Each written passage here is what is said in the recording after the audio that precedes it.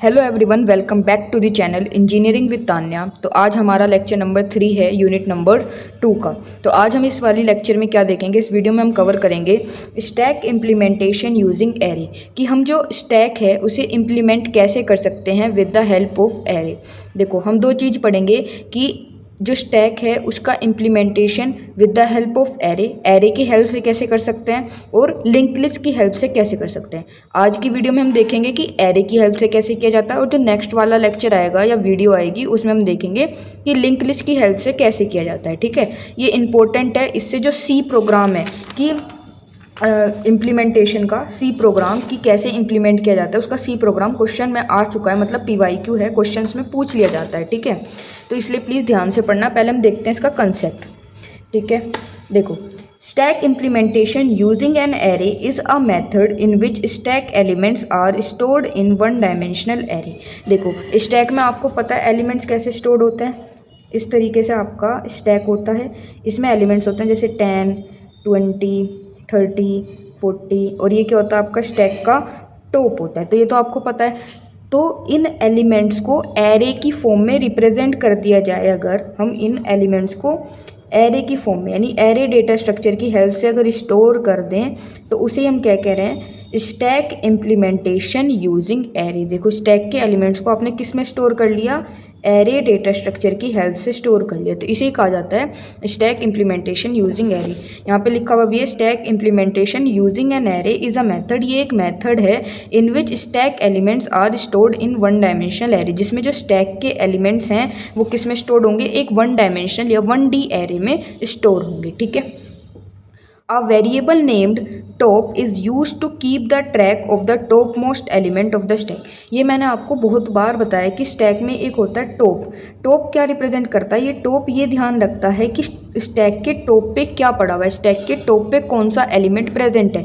तो जब हम इन स्टैक के एलिमेंट्स को रिप्रेजेंट करेंगे एरे की हेल्प से, तो यहाँ पे भी क्या होगा, एक टॉप होगा जो ये ध्यान रखेगा, यानी कि ट्रैक रखेगा एलिमेंट का। देखो, ये लिखा हुआ है ना, variable name top is use to keep track of the, किसका ट्रैक रखता है, ये टॉप मोस्ट एलिमेंट का ट्रैक रखता है कि टॉप मोस्ट एलिमेंट कौन सा है स्टैक का। ठीक है, अब देखो रिप्रेजेंटेशन यूजिंग एरे, कि जो स्टैक के एलिमेंट्स हैं उन्हें हम एरे की हेल्प से कैसे रिप्रेजेंट करेंगे। जैसे ये स्टैक के एलिमेंट्स हैं तो इन्हें हम एरे में कैसे रिप्रेजेंट करेंगे।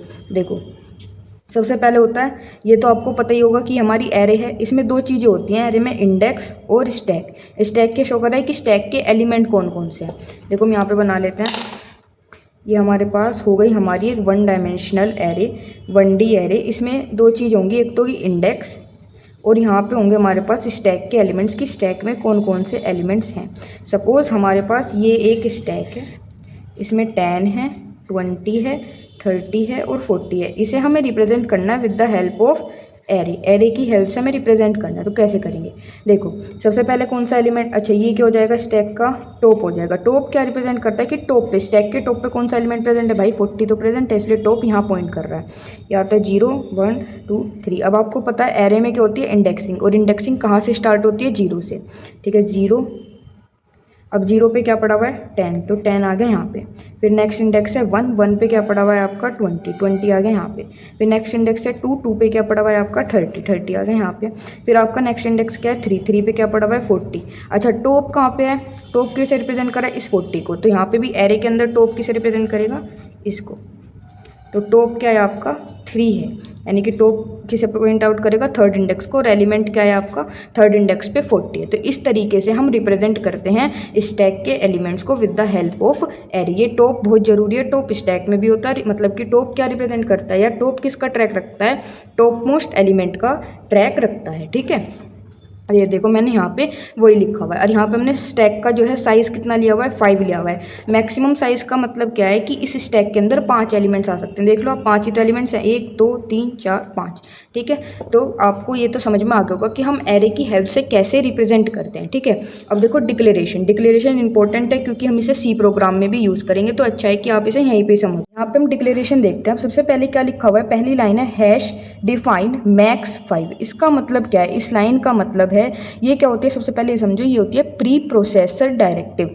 प्री प्रोसेसर डायरेक्टिव इसका मतलब क्या है, हमने यहाँ पे एक मैक्स वेरिएबल बनाया है, उसका हमने क्या करा, मैक्स के अंदर 5 है।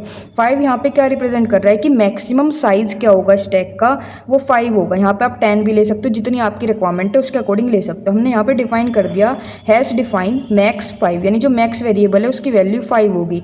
यहाँ पे हम मतलब कि प्री प्रोसेसर डायरेक्टिव का हम यूज़ क्यों करते हैं, देखो जहाँ पे भी आप अपने पूरे सी प्रोग्राम में जहाँ पे भी मैक्स वेरिएबल का यूज़ करोगे, जहाँ जहाँ पे भी आपने मैक्स वेरिएबल का यूज़ करा होगा, वहाँ पे मैक्स वेरिएबल किससे रिप्लेस हो जाएगा, 5 से रिप्लेस हो जाएगा।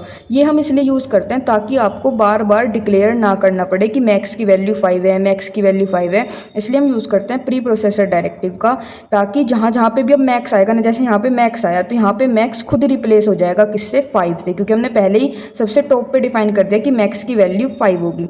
तो जहाँ जहाँ मैक्स आएगा, जैसे यहाँ मैक्स वेरिएबल आया तो मैक्स वेरिएबल ऑटोमेटिकली यहाँ पे किससे रिप्लेस हो जाएगा, विद द 5, क्योंकि मैक्स की वैल्यू कितनी है, 5 है। ठीक है, अब देखो हमने क्या बनाया, इंट स्टैक। अच्छा ये स्टैक यहाँ पे नहीं है, स्टैक का मतलब यहाँ पे हमने एक एरे बनाई है जिसका नाम क्या है, यहाँ पे हमने एक एरे बनाई है, यहाँ हमने एक एरे बनाई है जिसका नाम क्या है, स्टैक।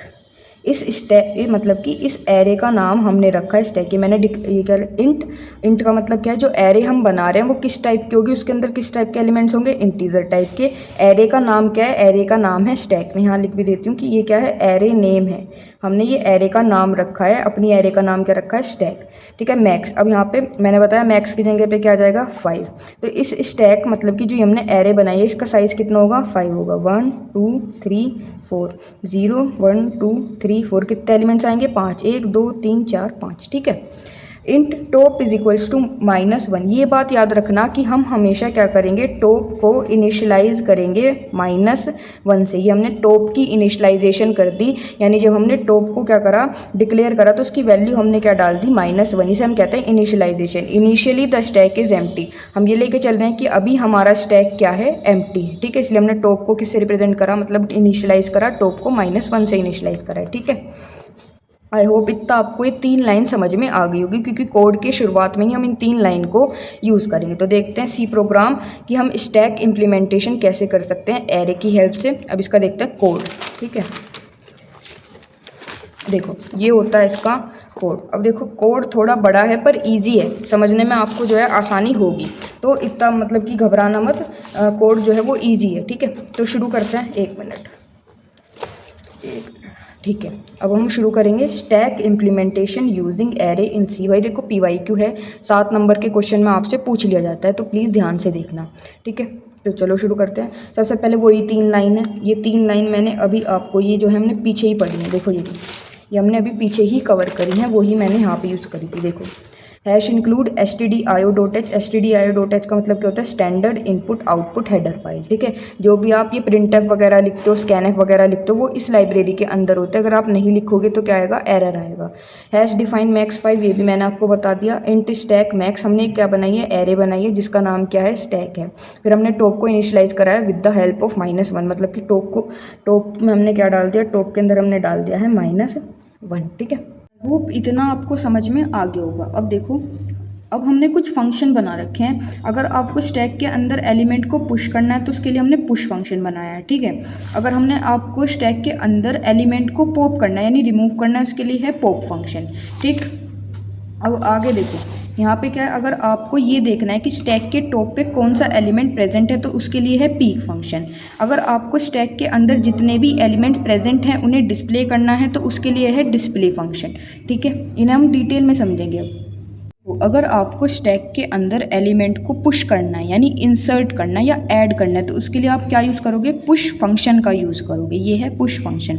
अब ये वर्क कैसे करेगा वो देख लेते हैं। वॉइड पुश, पुश क्या है, फंक्शन का नाम है। इंट आइटम, इसके अंदर आपने क्या पास करा है, कुछ आर्ग्यूमेंट पास की है। ठीक है, इफ़ यानी कि कुछ पैरामीटर, यहाँ पे क्या आएगा, इसके अंदर आइटम आएगा एज एन आर्ग्यूमेंट या कह सकते हो parameter. If top equal to max -1 print, sorry यहाँ पे प्रिंट नहीं होगा, ये प्रिंट एफ होगा, क्योंकि सी प्रोग्राम में हम प्रिंट एफ का यूज़ करते हैं। स्टैक ओवरफ्लो, देखो मैंने आपको ये बताया था कि स्टैक ओवरफ्लो की कंडीशन क्या होती है, यानी कि स्टैक ओवरफ्लो कब होता है अपनी पिछली वाली वीडियो में। स्टैक ओवरफ्लो की कंडीशन क्या होती है, जब टॉप किसके इक्वल हो जाता है, मैक्स माइनस 1 के, यानी कि स्टैक में कितने एलिमेंट आ सकते हैं। सपोज स्टैक में आ सकते हैं 5 एलिमेंट, तो मैक्स क्या होगा 5 में से 1 माइनस करोगे तो कितना हो गया 4। अगर टॉप की वैल्यू 4 हो जाती है तो इसका मतलब क्या है, स्टैक के अंदर और एलिमेंट्स नहीं आ सकते। आप क्या प्रिंट करा दोगे, स्टैक ओवरफ्लो, कि स्टैक ओवरफ्लो हो चुका है, आप उसके अंदर और एलिमेंट इंसर्ट नहीं करा सकते, सिंपल, और आप अपने प्रोग्राम को वहीं स्टॉप कर दोगे। ठीक है। एल्स का मतलब है अगर ऐसा नहीं होता है कि स्टैक में जगह है कि आप उसके अंदर एलिमेंट को पुश करवा सकते हो, तो आप क्या करोगे, टॉप को 1 से इंक्रीमेंट करोगे, स्टैक के टॉप पे क्या कर दोगे, अपना आइटम डाल दोगे, जो भी आइटम आप इंसर्ट कराना चाहते हो, और फिर आप ये प्रिंट करवाओगे, ये डिस्प्ले करवाओगे कि %d inserted into the stack, की जो आइटम आप इंसर्ट कराना चाह रहे थे, फॉर एग्जांपल आप 40 इंसर्ट कराना चाह रहे थे, तो यहाँ पे क्या प्रिंट होगा, 40 इंसर्टेड इनटू स्टैक, की 40 जो है आपके स्टैक में इंसर्ट हो चुका है। सिंपल ये होता है पुश ऑपरेशन। ठीक है। मैंने अपनी पिछली वाली वीडियो में पुश एल्गोरिदम भी समझाई थी, अगर आपने पहली वाली वीडियो देखी है तो आपको कोई कन्फ्यूज़न नहीं होगी यहाँ पे। ठीक है। अब हम इसे एक एग्जाम्पल की हेल्प से समझ लेते हैं। देखो, अगर मान लो आप इस स्टैक में एलिमेंट इंसर्ट कराना चाह रहे हो 50, लेकिन आपको दिख रहा है कि यहाँ पे क्या है, कोई जगह ही नहीं है। ठीक है। टॉप, यानी कि यहाँ पे टॉप किसे पॉइंट कर रहा है, इस 3 यानी कि थर्ड इंडेक्स के एलिमेंट को 40 को पॉइंट कर रहा है। यहाँ पे स्टैक के अंदर जगह नहीं है, तो इसका मतलब क्या है, यहाँ पे कंडीशन क्या है, ओवरफ्लो की कंडीशन है कि टॉप किसके इक्वल है, मैक्स माइनस 1 के। देखो यहाँ पे कितने एलिमेंट्स आ सकते हैं, यहाँ पे आ सकते हैं 4 एलिमेंट्स। कितने एलिमेंट्स आ सकते हैं, हमने सपोज करा यहाँ 4 एलिमेंट्स आ सकते हैं, 4 माइनस 1 3। तो ये चेक करो क्या टॉप आपका 3 के इक्वल है, देख लो टॉप आपका 3 के ही इक्वल है। तो इसका मतलब क्या है, यहाँ पे ओवरफ्लो की कंडीशन है कि आप इस स्टैक में कोई भी एलिमेंट इंसर्ट नहीं कर सकते। ठीक है। ये तो हो गया कि आप इंसर्ट नहीं कर सकते, ओवरफ्लो की कंडीशन। लेकिन अगर स्टैक के अंदर जगह है, जैसे कि इस स्टैक में जगह है, आप इंसर्ट कराना चाह रहे हो तो 30, तो कैसे इंसर्ट कराओगे, आप टॉप को प्लस प्लस करोगे, यानी कि टॉप को 1 से इंक्रीमेंट करोगे। अभी टॉप क्या है, अभी टॉप 1 है, लेकिन जब टॉप को इंक्रीमेंट करोगे तो टॉप कितना हो जाएगा 2, आपका टॉप आ जाएगा यहाँ पे, और आप इसमें इंसर्ट करा दोगे अपना 30। तो इस तरीके से आपने क्या करा, पुश ऑपरेशन का, पुश फंक्शन का यूज़ करा है। ठीक है। तो ये आपका हो गया push function. I hope push function आपको समझ में आ गया होगा। कि अब हम नेक्स्ट क्या देखेंगे, पॉप फंक्शन का, कि अगर आपको स्टैक में से क्या करना है, एलिमेंट को रिमूव करना है, पॉप करना है, तो हम किसका यूज़ करते हैं, पॉप फंक्शन का यूज़ करते हैं।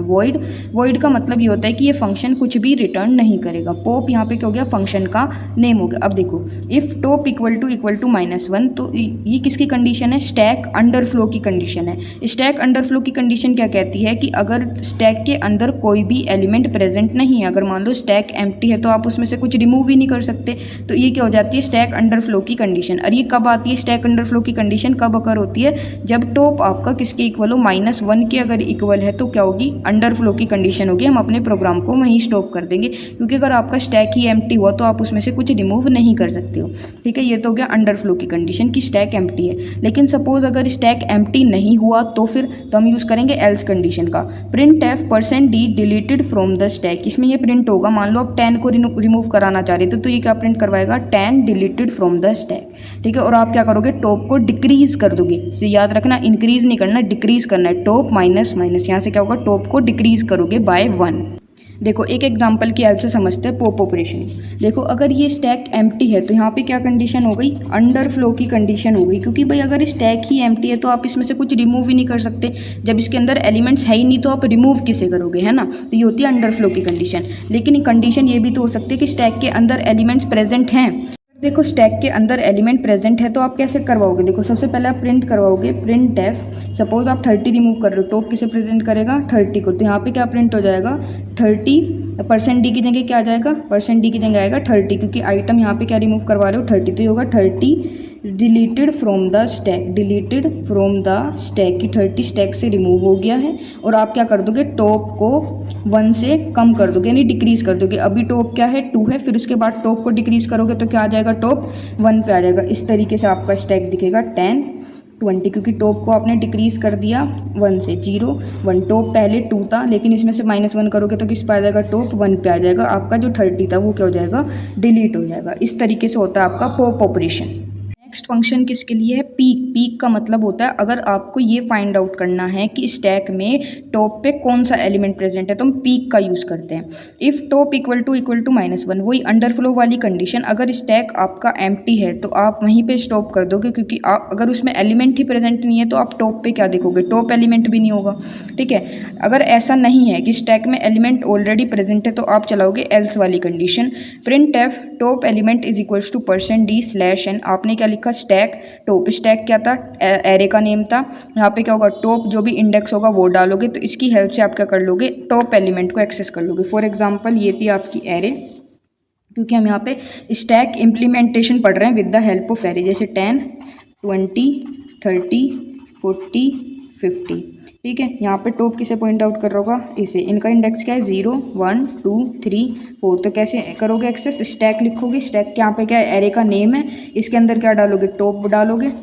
ठीक है, अच्छा स्टैक टॉप क्या है हमारा, 4 है तो 4 लिखा। तो स्टैक 4 पे क्या प्रेजेंट है, 50। तो इस तरीके से आपने क्या करा, टॉप एलिमेंट को एक्सेस कर लिया। तो यही क्या हो गया, आपका पीक फंक्शन हो चुका है। यहाँ पे हमने एरे क्यों लिया भाई, क्योंकि हम स्टैक इम्प्लीमेंटेशन पढ़ रहे हैं यूजिंग एरे इन सी। ठीक है, अब नेक्स्ट क्या है आपका, नेक्स्ट है डिस्प्ले फंक्शन। डिस्प्ले फंक्शन क्या करेगा, इसमें जितने भी एलिमेंट प्रेजेंट हैं, ये 10, 20, 30, 40, 50, ये जितने भी स्टैक के एलिमेंट्स हैं, इन्हें रिप्रेजेंट कराने के लिए या इन्हें प्रिंट कराने के लिए हम यूज़ करते हैं डिस्प्ले फंक्शन का। देखो, सबसे पहले हमने एक वेरिएबल डिक्लेयर करा आई, वही वाली कंडीशन। अगर स्टैक ओवर अंडरफ्लो है, यानी कि स्टैक के अंदर कोई भी एलिमेंट प्रेजेंट नहीं है, तो हम क्या प्रिंट कराएंगे कि स्टैक इज़ एम्प्टी, और वहीं पे अपने प्रोग्राम को स्टॉप कर देंगे। लेकिन अगर ऐसा नहीं है, स्टैक के अंदर एलिमेंट प्रेजेंट है, तो हम फर्दर मूव करेंगे। क्या प्रिंट कराएंगे, stack elements are. For loop लगाया, आई के अंदर क्या डाला, टॉप डाला। आई कब तक चलेगा, ये लूप कब तक चलेगा, जब तक आई जो है ग्रेटर देन आई, मतलब 0 से बड़ा है या फिर 0 के इक्वल है। और आप क्या कर रहे हो, फिर आई माइनस माइनस यानी डिक्रीमेंट कराते जा रहे हो। प्रिंट एफ %d/n स्टैक आई। यहाँ पे क्या कराओगे आप, एलिमेंट्स 1 by 1 क्या होगा, प्रिंट होगा। जैसे टॉप अभी यहाँ पे इतना, टॉप क्या है अभी आपका 4 है, टॉप क्या है 4 है। लूप के अकॉर्डिंग अभी टॉप 4 है, फिर लूप डिक्रीमेंट होगा, मैंने कहा ना, माइनस माइनस करेंगे टॉप, फिर 4 में से -1 करोगे तो 3, फिर टॉप क्या हो जाएगा 2, फिर टॉप क्या हो जाएगा 1, फिर टॉप क्या हो जाएगा 0। और लूप कब तक चलेगा, जब तक टॉप जो है 0 से बड़ा है या फिर इक्वल है 0 के, 0 तक चलेगा। तो एलिमेंट क्या क्या प्रिंट होते चले जाएंगे, 4 पे क्या है 50, फिर प्रिंट होगा 40, फिर प्रिंट होगा 30, 30 के बाद प्रिंट होगा 20, फिर क्या प्रिंट होगा 10 प्रिंट होगा। इस तरीके से आपके जो एलिमेंट्स हैं वो प्रिंट होंगे, किसकी हेल्प से, डिस्प्ले फंक्शन की हेल्प से। ठीक है, आई होप डिस्प्ले फंक्शन समझ में आ गया होगा। अब हम बढ़ेंगे अपने मेन फंक्शन पे, क्योंकि आप मेन फंक्शन के थ्रू ही तो इन जितने भी हमने ऑपरेशन पढ़े, जैसे कि ये पुश फंक्शन पढ़ा, पॉप फंक्शन पढ़ा, ये डिस्प्ले फंक्शन पढ़ा, लेकिन इन्हें आप कॉल कहाँ से करोगे, इन्हें आप कॉल मेन फंक्शन से ही तो करोगे। तो हम पढ़ेंगे मेन फंक्शन। अब हम स्टार्ट करेंगे मेन फंक्शन। देखो, जितने भी हमने ऊपर फंक्शन डिफाइन कर रखे हैं, ये आप कॉल कहाँ से करोगे भाई, आप ये कॉल कर सकते हो मेन फंक्शन से। ठीक है, इसलिए इसका नाम भी एक तरह से समझ सकते हो मेन, यानी कि यहाँ से आप क्या करोगे, जितने भी फंक्शंस आपने डिफाइन कर रखे हैं, push function, pop function, peak function, display function, ये सब आप कॉल यहाँ से ही करोगे मेन फंक्शन से। यहाँ पे आपने 2 वेरिएबल बने, मैं पहले ही बता दूँ, यहाँ पे आप मेन फंक्शन के अंदर यूज़ करोगे स्विच का। स्विच आपने पहले पढ़ा होगा पीपीएस में। ठीक है, देखो, इंट चॉइस, 2 वेरिएबल बनाए, एक वेरिएबल बनाया चॉइस और एक वेरिएबल बनाया आपने आइटम। देखो, शुरू करते हैं आगे। ये रहा वाइल 1। देखो 1 जो है ये लूप कब तक चलेगा, ये लूप जो है चलता रहेगा जब तक आप इसमें अपनी चॉइस जो है एग्जिट एंटर नहीं करोगे। देखो इसमें क्या है, वाइल 1 क्या होती है, ट्रू वैल्यू होती है। ये तब तक चलता रहेगा जब तक कि आप एग्जिट प्रिंट नहीं कर, मतलब कि एग्जिट यानी कि 5 को एंटर नहीं करोगे। देखो समझते हैं कैसे। प्रिंट एफ, आपके सामने कुछ चॉइसेस आएंगी, ये होगा स्टैक मेन्यू, आपके सामने प्रिंट होकर आएगा कि ये आपके पास स्टैक मेन्यू है, आप इसमें से चूज़ कर सकते हो। प्रिंट एफ पहला ऑप्शन आपके पास होगा पुश, दूसरा ऑप्शन आपके, मतलब ये चॉइसेस आएंगे आपके सामने कि पुश करवा सकते हो आप स्टैक के अंदर एलिमेंट को डिलीट करवा सकते हो, नहीं पॉप करवा सकते हो। थर्ड चॉइस क्या आएगी आपके पास कि आप आप उसमें देख सकते हो कि स्टैक के टॉप पे क्या पड़ा हुआ है। फोर्थ कि आप सारे के सारे एलिमेंट्स को डिस्प्ले करवा सकते हो। फिफ्थ कि आप मुझे कुछ नहीं करवाना, एग्जिट कर दो, यानी कि इस लूप में से यानी कि प्रोग्राम में से एग्जिट हो जाओ। तो आपके सामने आएंगी 5 चॉइसेस, पहली, दूसरी, तीसरी, फोर्थ और फिफ्थ। ये आपके सामने 5 चॉइसेस अकर होंगी, डिस्प्ले होंगी, पुश, पॉप, पीक, डिस्प्ले और एग्जिट। ठीक है, फिर आपसे पूछा जाएगा एंटर योर चॉइस। आपको दिखा दिया गया कि ये ऑप्शंस अवेलेबल हैं। अब आपसे पूछा जाएगा कि अपनी चॉइस, यानी यूजर से पूछा जाएगा कि अपनी चॉइस एंटर करो, एंटर योर चॉइस, स्कैनएफ। और फिर उस चॉइस को कहाँ पे स्टोर कर लिया जाएगा, स्कैनएफ से हम स्टोर करा लेंगे किसमें, चॉइस जो हमने वेरिएबल पीछे बनाया था उस वेरिएबल में आपकी चॉइस आ जाएगी। अगर आपने 1 सिलेक्ट करा होगा तो चॉइस के अंदर 1 आ जाएगा, अगर आपने 2 सिलेक्ट करा होगा तो चॉइस के अंदर 2 आ जाएगा, यानी 1 2। ठीक है, इस तरीके से। अगर आपने थर्ड ऑप्शन सेलेक्ट करा होगा तो उसके अंदर क्या आ जाएगा, चॉइस के अंदर 3 आ जाएगा, इस तरीके से। और अगर आपने सेलेक्ट करा होगा 4 या 5th तो चॉइस के अंदर 4 5 इस तरीके से, यानी एक ही आएगा, या तो 1 सिलेक्ट कर सकते हो आप, या फिर 2 या 3rd या 4 या 5। ठीक है, अब देखो आगे बढ़ेंगे। यहाँ पे हमने क्या लगाया, एक स्विच केस लगा रखा है। स्विच आपने पढ़ा होगा, स्विच चॉइस, स्विच के अंदर क्या पास करा गया, चॉइस पास करी गई। सपोज आप यहाँ पे कुछ क्या है, केसेस हैं, case 1, case 2, case 3, case 4, case 5 और डिफ़ॉल्ट केस।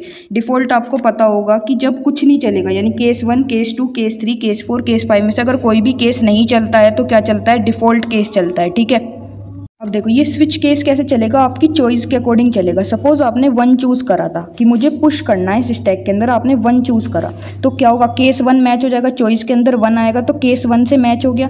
प्रिंट वो आपसे पूछेगा बताओ कौन सा एलिमेंट आप स्टैक के अंदर इंसर्ट कराना चाह रहे हो, फिर उसे किस में स्टोर कर लेगा, आइटम के अंदर स्टोर कर लेगा। और इस पुश फंक्शन यहाँ से कॉल होगा, देखो ये लिखा हुआ है ना पुश, यहाँ से पुश लिखा हुआ है तो पुश फंक्शन यहाँ से कॉल होगा और यहाँ से पुश फंक्शन इसे कॉल करेगा जो हमने यहाँ फंक्शन बना रखा था। ठीक है, अगर सपोज आपने 1 चूज़ नहीं करा, आपने चूज़ करा था ये 2, आपने पॉप चूज़ करा था तो केस 2 मैच होगा और पॉप फंक्शन यहाँ से कॉल होगा, पॉप फंक्शन को कॉल किया जाएगा यहाँ पे। ठीक है, अब ऐसे ही अगर आप 3 को चूज़ करते हो, चॉइस के अंदर आप 3 डालते हो तो 3rd केस मैच होगा और पीक फंक्शन को कॉल किया जाएगा।